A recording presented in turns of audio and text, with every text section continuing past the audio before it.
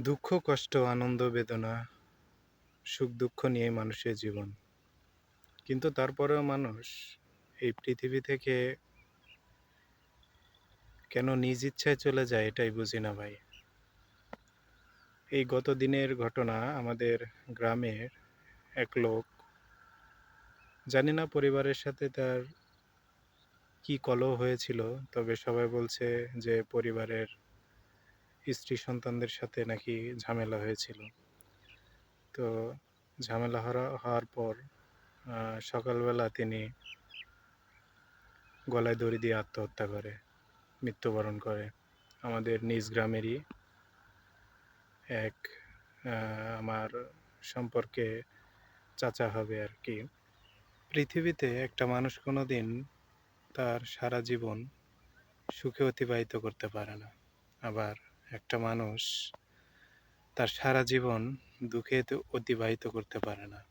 কারণ সুখ দুঃখ নিয়েই কিন্তু মানুষের জীবন। এই জীবনে সুখ দুঃখ কষ্ট এগুলো থাকবেই। সেটা ভেবে নিজেকে হতাশ হলে চলবে না। যেমন আজকে আমাদের গ্রামের ওই লোকটা এই দুনিয়া থেকে বিদায় নিয়ে চলে গেছে। ও এই জীবনে ইহকালও হারাইলো, পরকালও হারাইলো। ও জীবনে কি পেল?